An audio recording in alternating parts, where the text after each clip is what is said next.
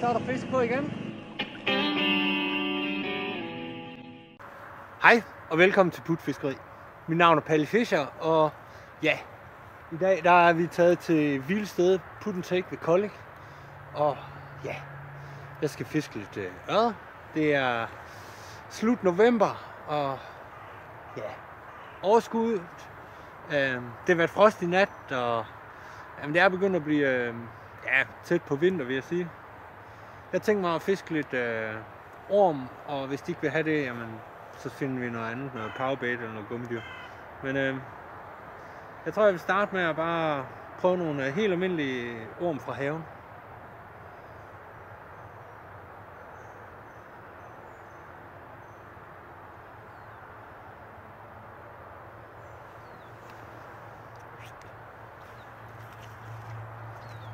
Jeg har set en enkelt fisk springe hernede i den her ende. Så prøver vi lige at se, om der er noget dernede. Så har man lyst til en orm.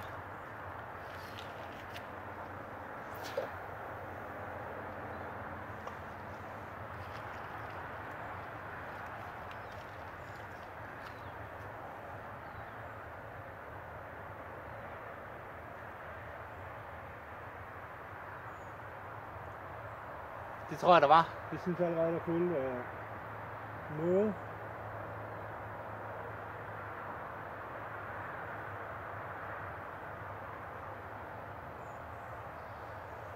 Nej. Hvor meget den har hængt i noget.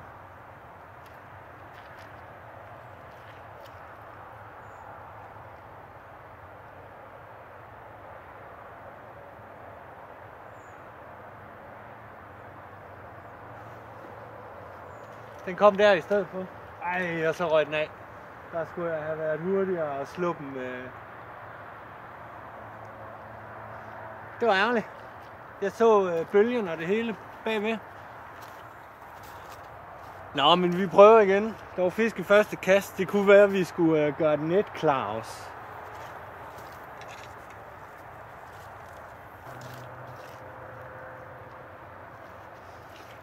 Nå, men vi prøver igen.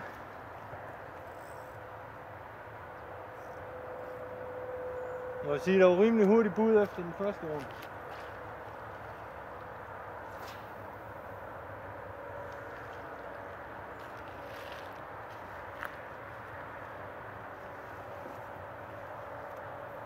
Skal jeg lige lade den synke lidt ned og så videre. Og så begynder jeg bare at spole langsomt ind. Eller, ja, før spole jeg ind i et jævnt tempo. Ja, før spolede jeg jo ind i et jævnt tempo, så forholdsvis hurtigt.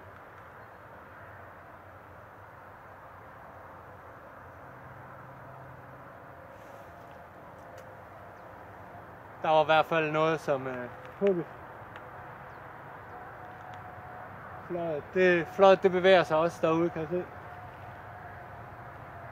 Men vi giver den lige ro. Så at den kan sluge den ordentligt. Og nu rendte den med det.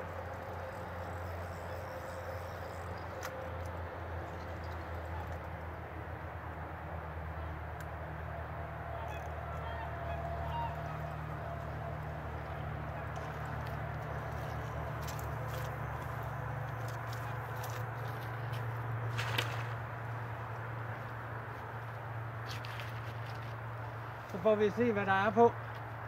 Jeg har før fået nogle kilder og nogle brødringer og noget hernede. Så. Jeg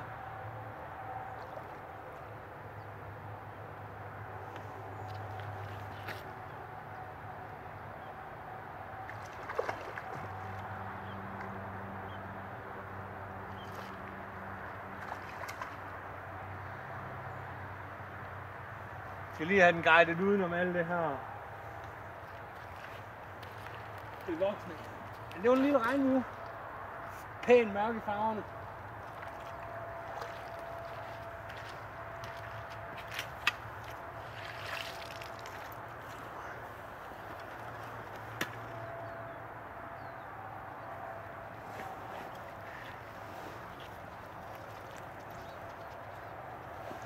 en smuk lille fisk. Det må man sige. De er ikke så store, men de smager klasse. Så en lille han. Det er super. Så er der jo ikke andet for nu end prøv at se, om vi gør det igen. Så er den nye regnorm på min lille enkeltkrog, og ja, ud i suppen med det. Og ja, altså da jeg kom, jeg har gået rundt og kigget lidt, og de eneste steder, sådan tydeligt har set aktivitet, det er derude. Jeg har set nogle enkelte fisk. Jeg har set nogle enkelte fisk spredt hister her, men herovre der virker som om der er mere aktivitet.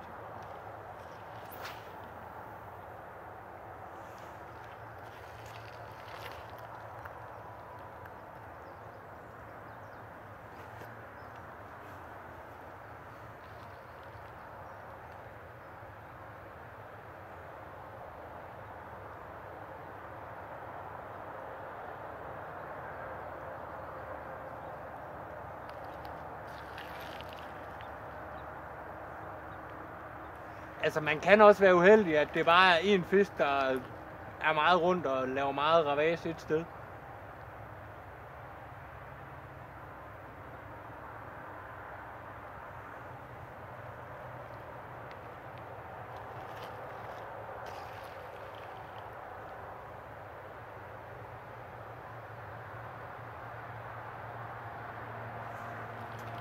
Men der var i hvert fald en nap.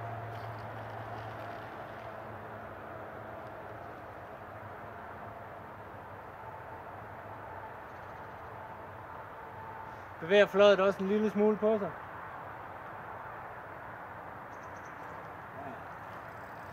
Sådan. Det var et tredje kast med kontakt.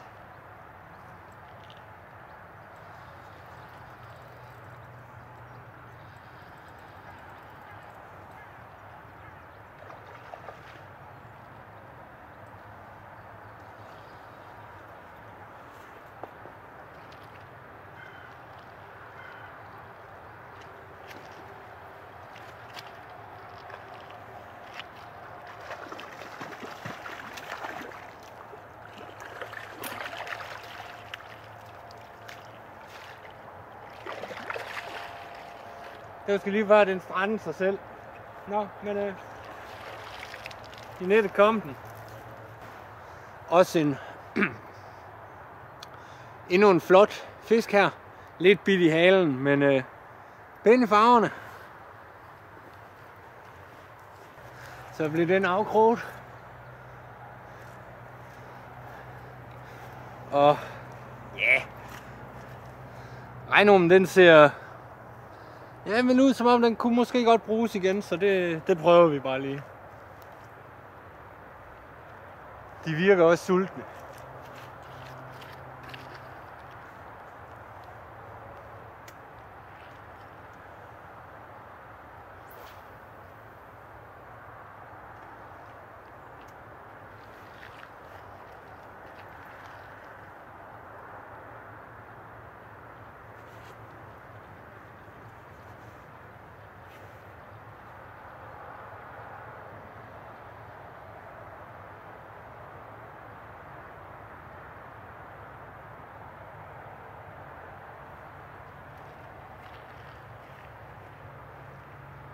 Ja, så bliver det spændende at se, hvad tredje kast det kan... Ej, det er jo fjerde kast.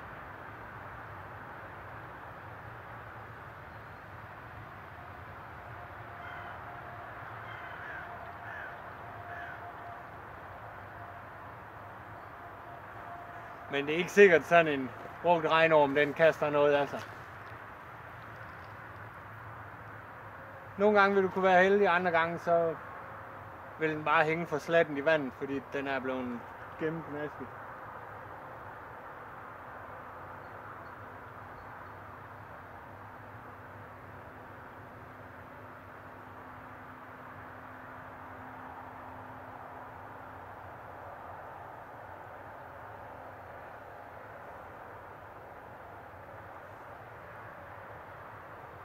Og dog, lige ved kanten herinde ser det ud som om, at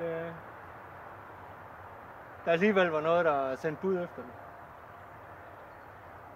Prøver vi lige at give den lidt ro.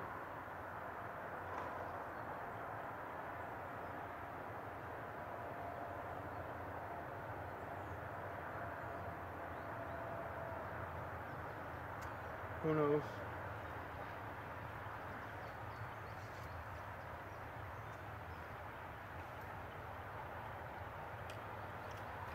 Ormen er til gengæld væk, så vi sætter en frisk på.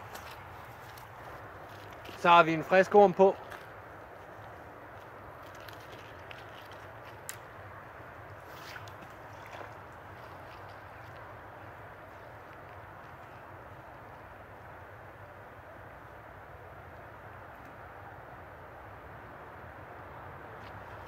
Og kluder på linen, og ja.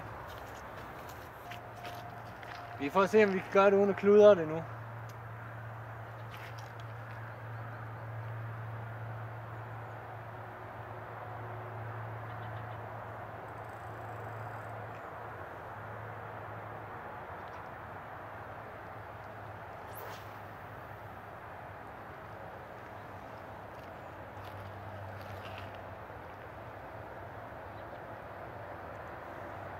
Der var allerede hug der.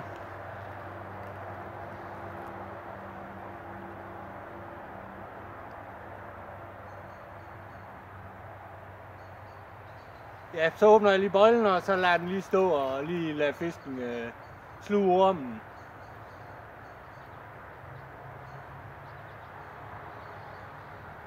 Kigger efter en flot der, så sker ikke så meget derude, så den kan have spyttet den igen.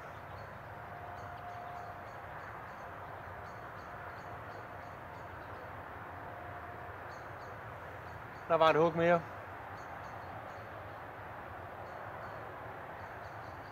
Den her gang så løber den med den.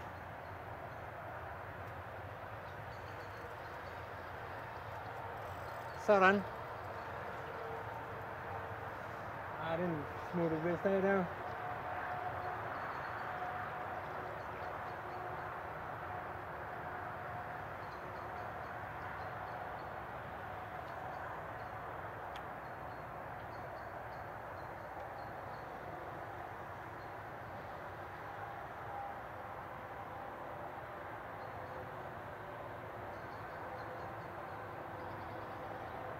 Den skulle have haft lidt længere tid til at sluge, tror jeg.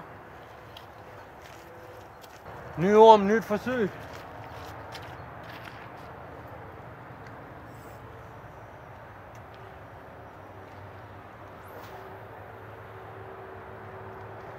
Altså, der er i hvert fald fisk derude, og de er hugvilde.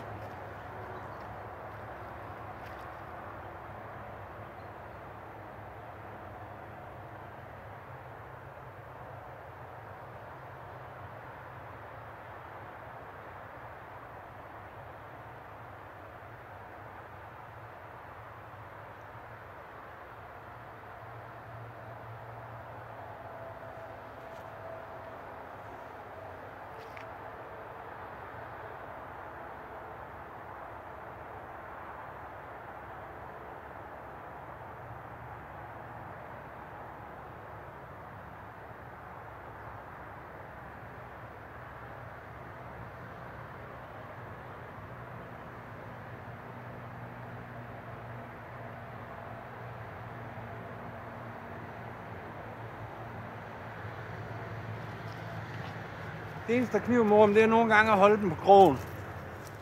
Problemet er med orm tit, at hvis man kaster for hårdt, for meget svirp og sådan noget, så knækker de og falder af krogen.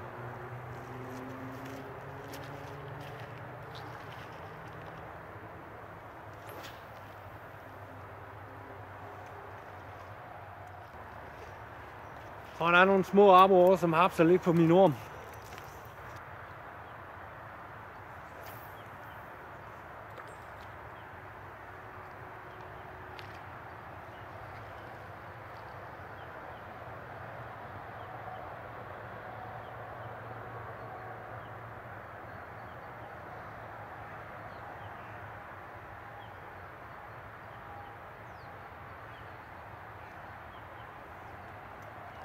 Der var der et hug mere.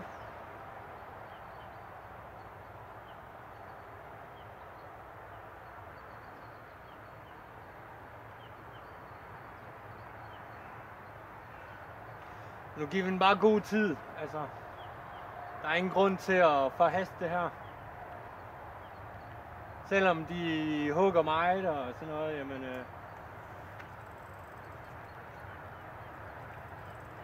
så er jeg ret nok være sikker på, at de har slugt din orm.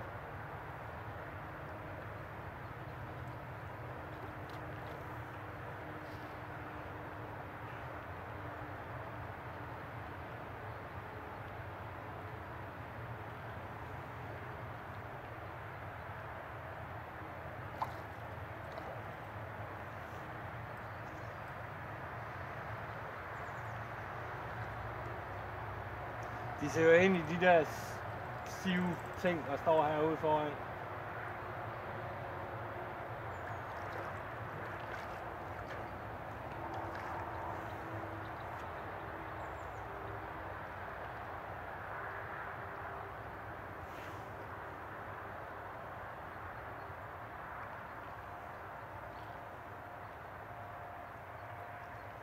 Så.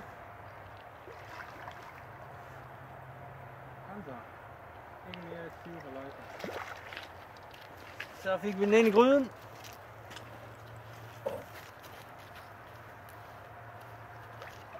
Og ud af gryden.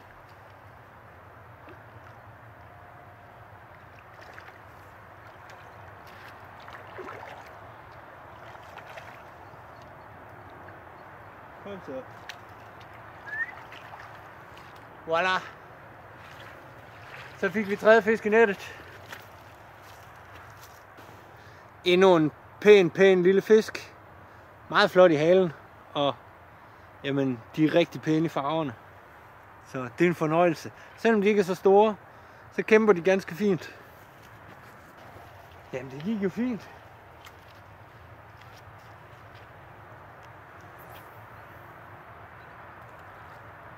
Vi ser, om der står flere fisk derovre.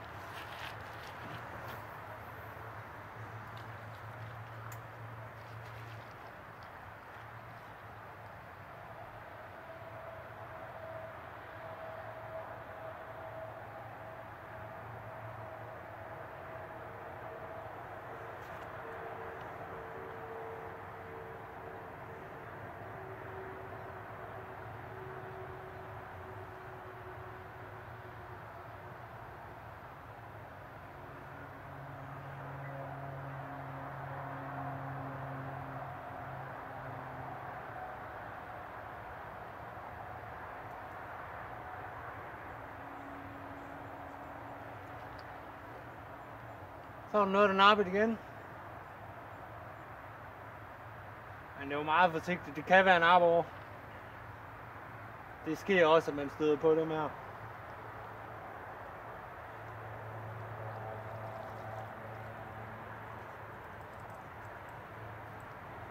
Nej, jeg tror, det var en lille ørred.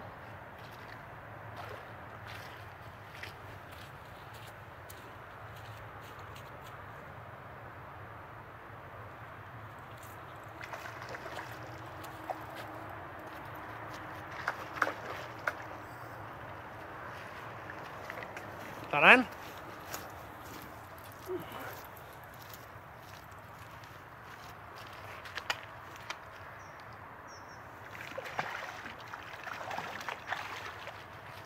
Fjerde fisk i net.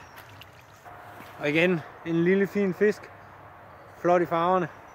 Ligger ret i. Det går jo godt.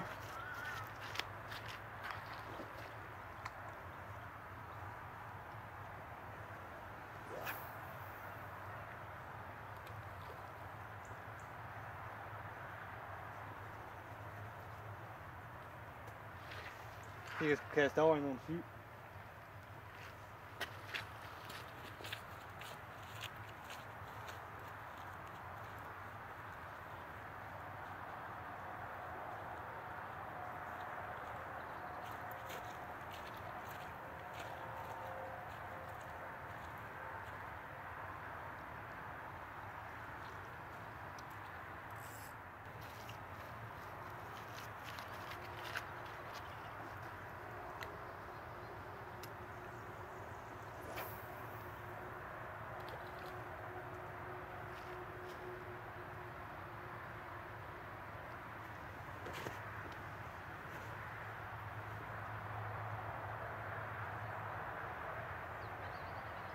Det var rimelig hurtigt, der var indikation på bid.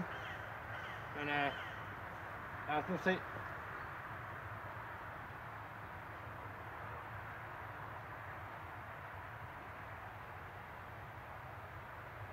Jeg kan kun lige kaste ud en ramme vandet, og så...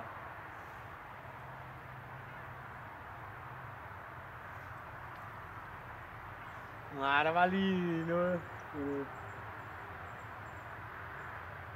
Nu begynder fløjet også at bevæge sig på sig, så prøver vi lige stille og stramme op.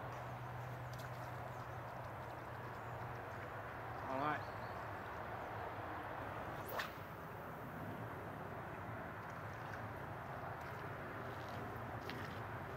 Så prøver vi dernede, der har de fået lidt ro nu.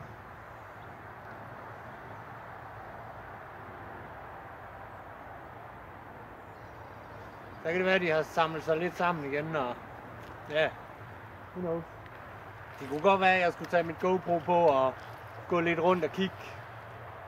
Se om jeg kan finde nogle flere klumper. Det virker lidt udtyndt her nu. De har nok spredt sig. Jeg har taget 4 fisk, ikke? Og fået 5 på krogen. Så tror jeg lige, mens at, jeg tager kamera og sådan noget på, så prøver vi lige at smide sådan en Powerbait Nightcrawler over mod her. Det er bare Nightcrawler og Powerbait, jeg har rullet, og så smider det ud. Så kan det ligge og flyde ud i vandet. Jeg har nemlig flere gange set fisk vende lige dernede, hvor jeg kastede fløjet ud. Så med lidt held, så kommer der en fisk, mens jeg tager en ny kamera på.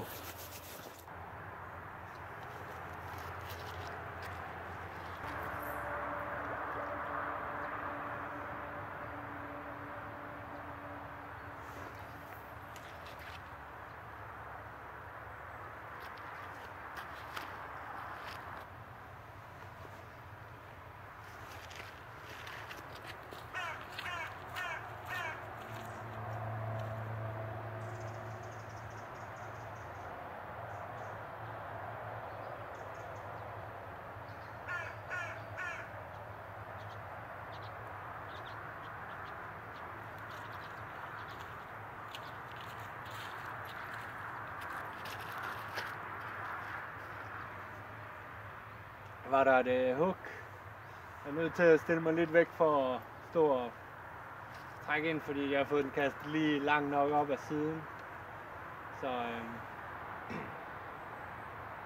for at jeg ikke bare trække den ind i sivene langs kanten, så var jeg nødt til at stille mig lidt væk. Men det ser ud som om, at der kom fisk på nu.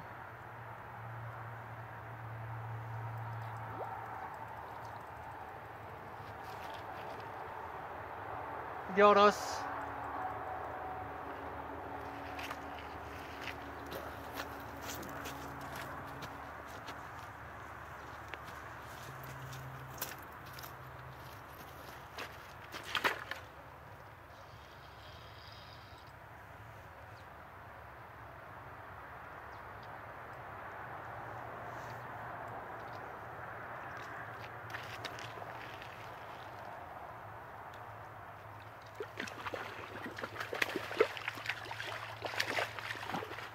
Ind og ud af nettet igen. Nå, men den kom i nettet. Det var dejligt. Nu er fisk nummer 5. Og en lille han mere. Man kender handen på den her knold, den har ude på underkæben. Så fin er den. Rummen ser faktisk ud som om den kunne godt klare en tur med.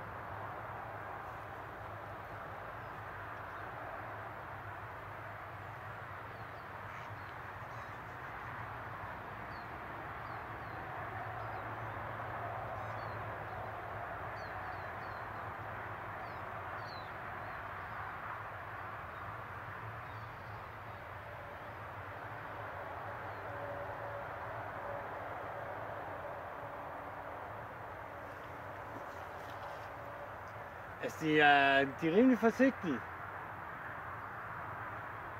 På nogle punkter. Altså, jeg har haft en del hug, som er blevet til noget, men jeg har også mange, som er meget forsigtige pillerier, hvor jeg lige mærker en snert. Og om det er øjet eller om det er arbor, det er svært at sige. Altså, jeg har endnu ikke fået en arbor, men det ser ud som om, at nu er der noget på igen. Så vi prøver at stramme op og se. Men nej.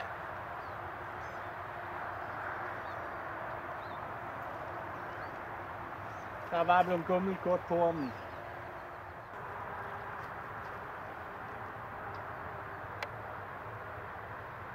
Så var der i hvert fald en nap, men dem har jeg haft nogle stykker af nu, som ikke rigtig er blevet til noget. Men jeg tror, det er små arbor. Det føles sådan, det der sådan hurtigt aggressivt. Men fra små fisk.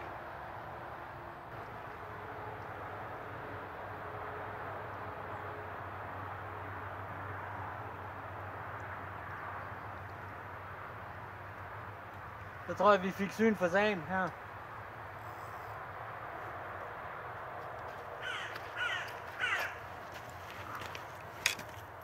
Små arbor. Nå, men det kunne være, at man skulle prøve at gå en tur. Så har vi lige en pause her. Nå, men mit GoPro, det er crashet. Jeg ved ikke, hvad der skete. Det er en eller anden error med SD-kortet. Så træls. Men jeg gik tilbage hertil og filmede. Jeg har haft et enkelt hug om i den anden sø, men ellers ikke noget.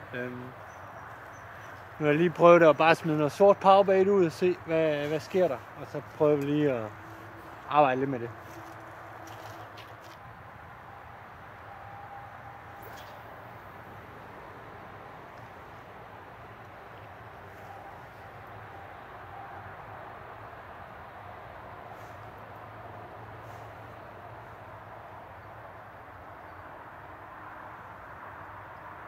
Og det lød til at gå rimelig stærkt.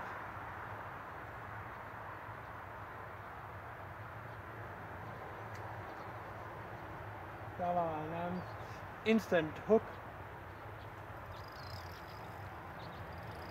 Det var på sort og orange powerbait.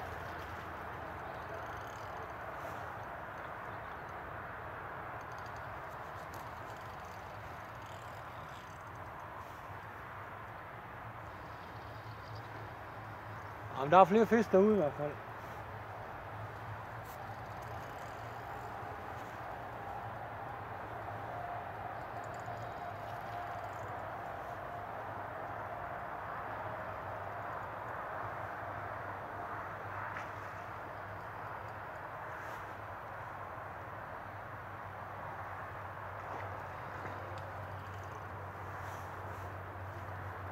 Fine, gode spisefisk til rygeovnen og så videre her til julefrokosten.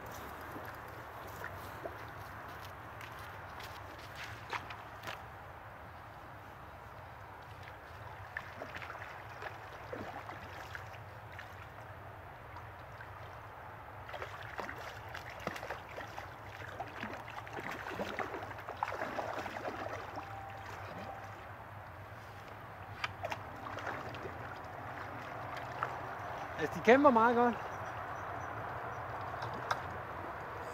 Altså, det er jo selvfølgelig på let drej og så videre.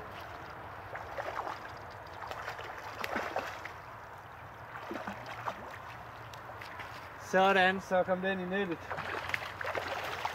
Så kom den ud af nettet også. Sådan. Det skal vi da prøve igen. Det var sådan en lille skruet fætter her. Og angående mit forfang, jeg ved, der er mange, der spørger, selvom jeg har forklaret det 1 million gange i de hundredvis af videoer, jeg har. 3,5 meter lang fluorcarbon, det jeg fisker med nu, det er 0,18. I den ene ende, der er en lykke, den er oppe ved mit flod, og i den anden ende, der sidder der en krog.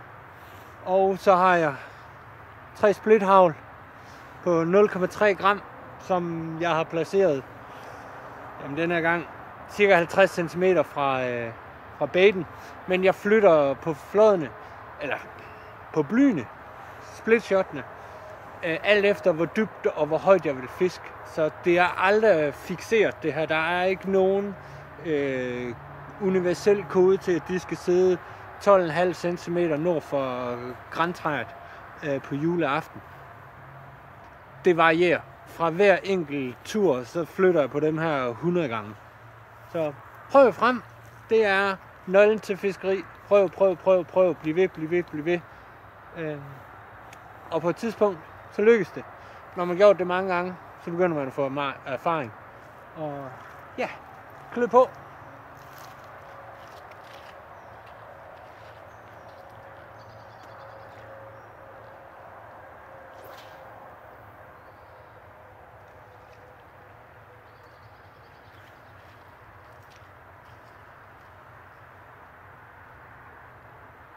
Det var sjovt at tage en fisk mere i nedslaget. Det der er med den der skruede bait, det er, når blyet trækker ned igennem vandet, så roterer den også.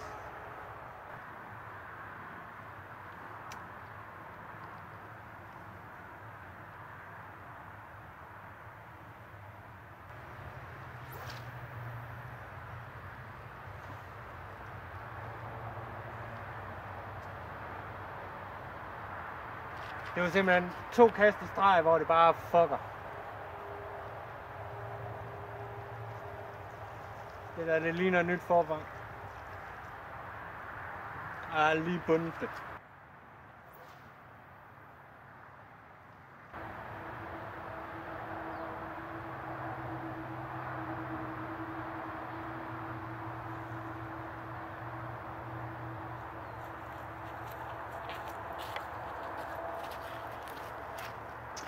Så tror jeg igen, der var noget på orm.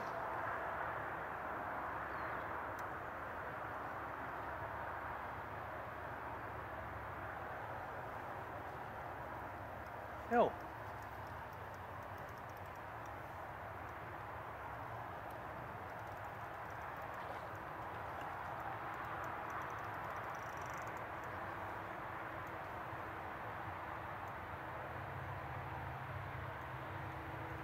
Det må være fisk nummer 6 eller sådan noget.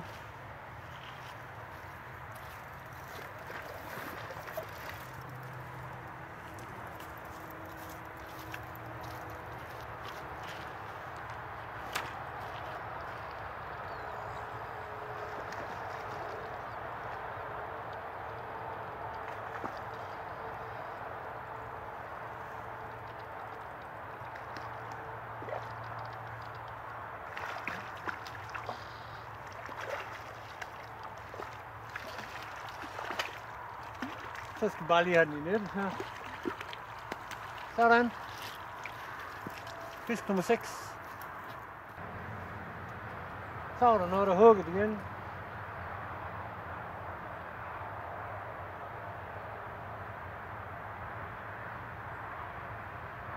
Den har også løbet lidt.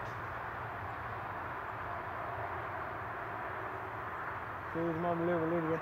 Vi giver den lige lidt tid, fordi ja, det var træls at brænde en fisk her de sidste minutter.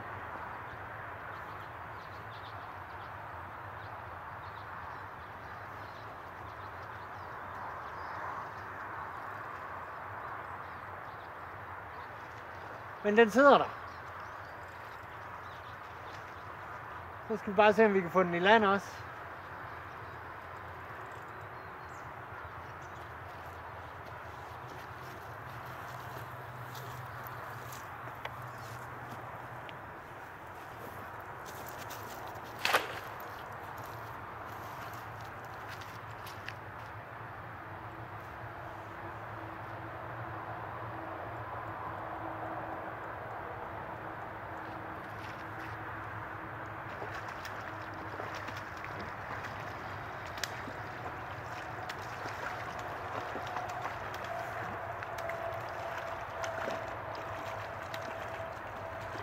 Det var en af de mindste. Hvis ikke det er dagens mindste fisk, den her. Men sådan det.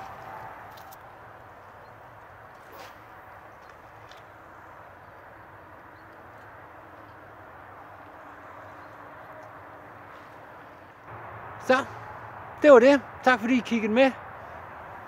7 fisk tror jeg det er blevet til. ganske udmærket fisk i de sidste 5 minutter, der fik jeg lige en. Jeg har jo ellers ikke fået noget de sidste par timer. Eller i hvert fald en time har jeg ikke fået noget. Så det er godt nok lidt skam, at der skulle gå kluder i, som mine sidste 5 minutter. Det går med at pakke sammen, tænker jeg. Så, men knækker bare ikke derude. Tak fordi I kiggede med. Det var en fornøjelse.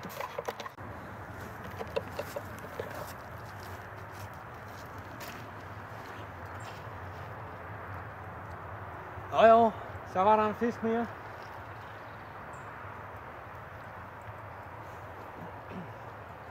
Ja, jeg har gået og pakket sammen, og jeg skulle have rækket min stang til næste gang alligevel, så jeg tænkte nu rækker jeg den lige hurtigt op, og så kaster jeg den ud, mens jeg går og pakker sammen. Så den her, den blev taget på passiv fiskeri.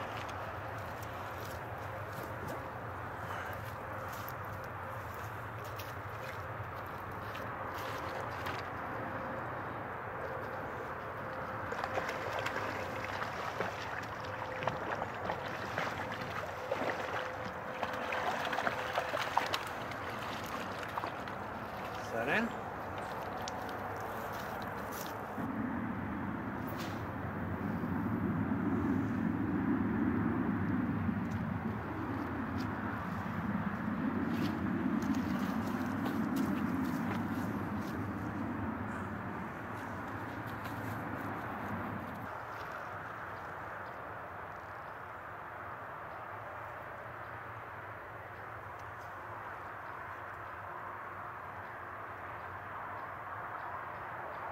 Så jeg skulle fiske igen.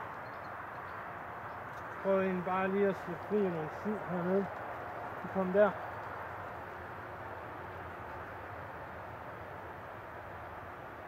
Og muligvis fisken den smule der.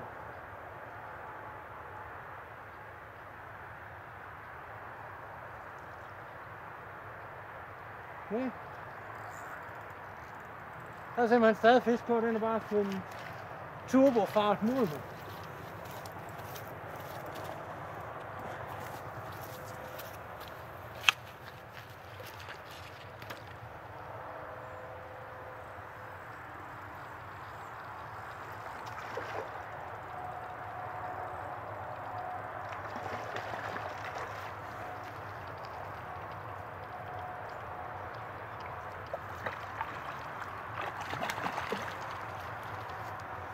Og det er sjovt, ikke? Altså, jeg har kørt alt muligt forskelligt i dag, og jamen, jeg har mest fået orm. Der har jeg fået størstedelen af min fisk på. Og så har jeg fået en fisk eller sådan noget på powerbait, og jeg har jagtet søerne rundt og alt sådan noget, der er løbet tør for orm. Og den eneste stort set powerbait, jeg ikke har brugt i dag, jamen, det er gammelgul, fordi jeg kunne ikke lige finde glasset. Så fandt jeg det så i bunden af min taske, og jamen, nu har jeg taget 3 fisk i no time.